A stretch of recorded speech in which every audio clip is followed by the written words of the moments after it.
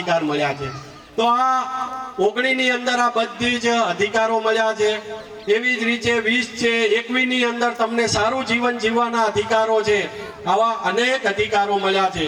પણ હું એક આર્ટિકલ 32 ની વાત કરીશ। આર્ટિકલ 32 ખાસ યાદ રાખજો।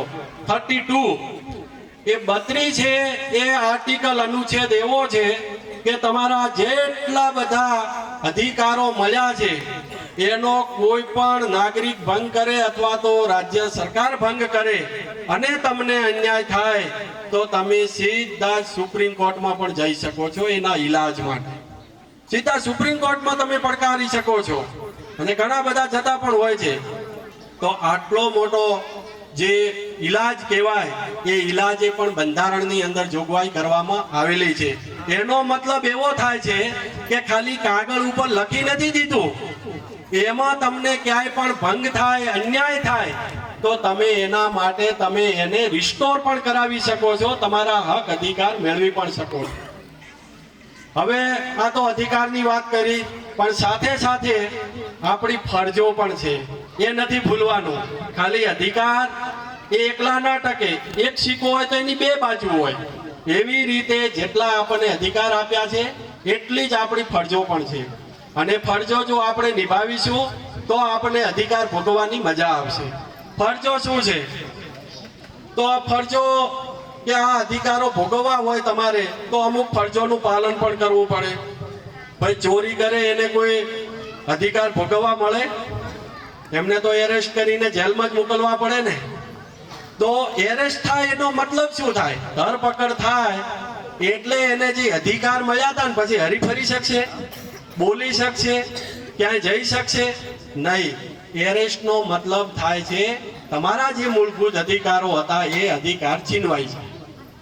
એટલે આ ફરજ છે કે ભાઈ આપણે જે દેશના નાગરિકો છે, આજુબાજુ રહેતા લોકો છે, એ બધા શાંતિથી જીવન જીવી શકે। એટલા માટે આપણે શું કરવાનું કે આ બધી કુદરતી સંપત્તિ છે એનું આપણે પાલન કરવાનું, એને આપણે નુકસાન કરવાનું નહીં। પછી નદી હોય, નાળા હોય કે પછી પાણી હોય કે કોઈ પણ કુદરતી સંપત્તિ હોય, ખનીજ હોય કે જે પણ કઈ હોય, એ બધી જ વૃક્ષો, આ બધું જ આપણને કુદરતે પ્રકૃતિએ ભેટમાં આપેલું છે।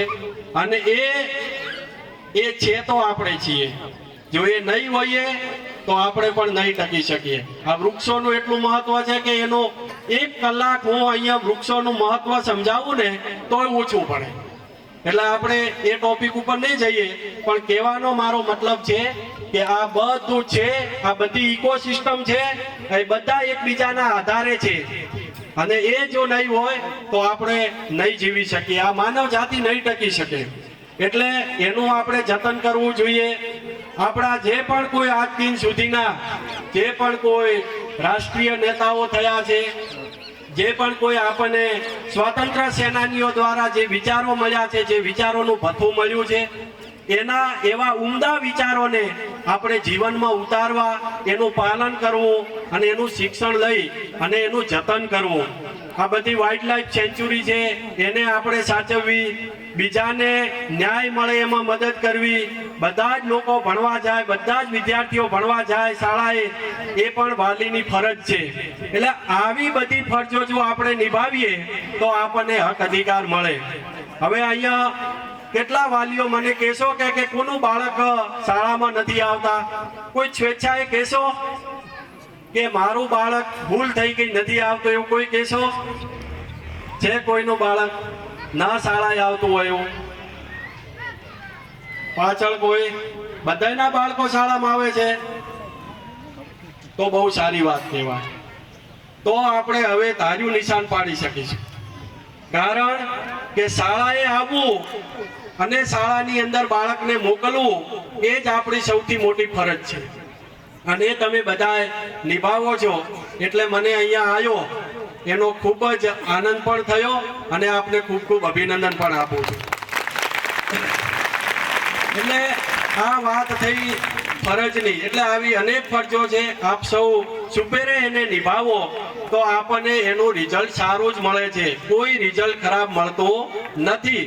એટલે શિક્ષણ છે એ શિક્ષણ એ શેરની એટલે કે સિંહણ એના દૂધ જેવું છે. જે એ દૂધ પીએ એ ત્રાણ નાખે. હવે આનો મતલબ શું થાય?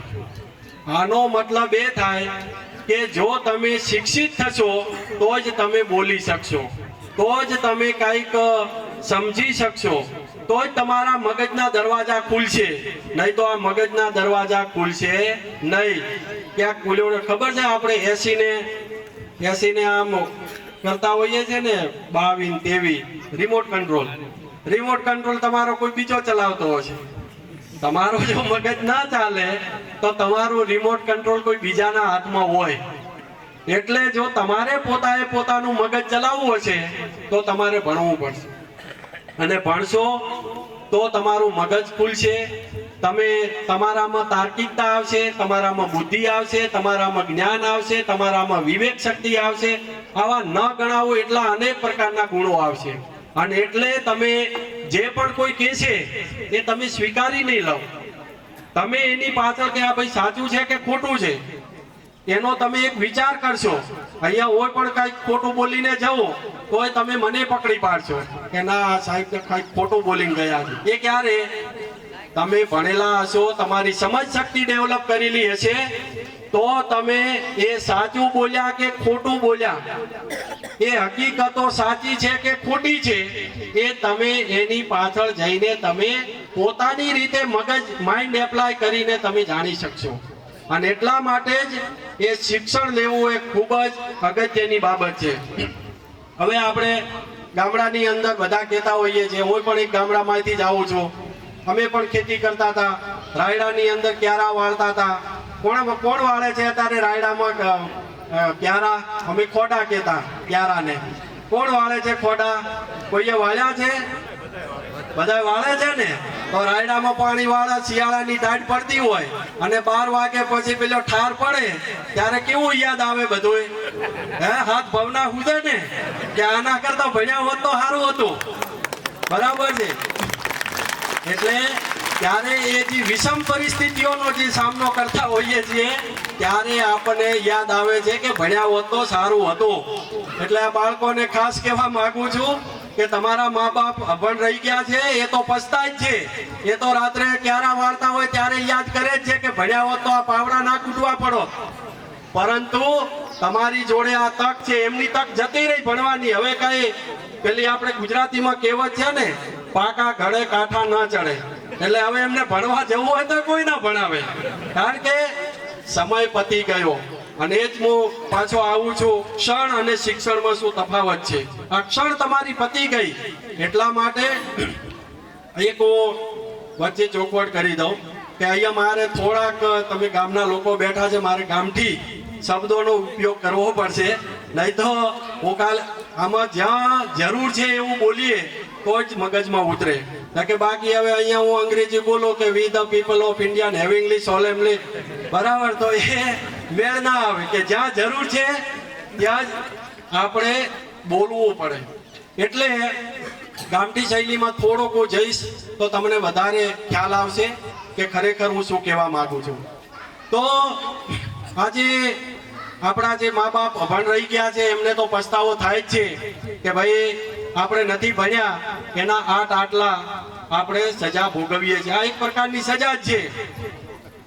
તમે ભાઈ અભણ જે રહી ગયા છે એમના વાલી ભાઈ મા બાપ જ્યારે દુકાને સામાન લેવા જતા હશે અને 12 મહિના પછી હિસાબ કરાવવા જાઓ, તમે ઉધારે લાવો તો ઉધારે લાવો પછી ખબર પડે કે આપણી જોડે કઈ હિસાબ હોય નહીં, અને પછી મોટું બિલ પકડાવી દે કે આટલા રૂપિયા થયા. હવે તમને તો ખબર જ ના હોય કે આ ગોળ લાયો તો કે નતો લાયો, તેલ લાયો તો કે નતો લાયો, ક્યાં લખેલું હોય ને કોઈ હિસાબ ના હોય. કહેવાનો મારો મતલબ છે કે આ બધા ગેરફાયદા શિક્ષણ નથી લીધું એટલે આવે છે.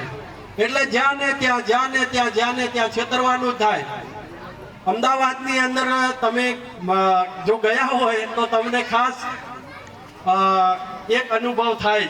તમે ગીતા મંદિર ઉતરો ને, ગીતા મંદિર ના ઉતરો અથવા લાલ દરવાજા આજુબાજુ તમે ઉતરી ગયા હોય અને પછી જો રિક્ષા પકડો કે મારે ગીતા મંદિર અથવા તો પેલી LD કોલેજ કે અહીંયા જ્યાં જવું છે, તો હોય હાવ નજીક, 1-2 કિલોમીટર જ હોય, બરાબર છે. પણ અહીંથી અસુંદરાળી લઈ જાય, નસુંદરાળથી ફરતા ફરતા ફરતા ચેક થાનગઢ થઈને ફરી પાછા નળખંભા લાવે. તમને લાવો કાકા 500 રૂપિયા.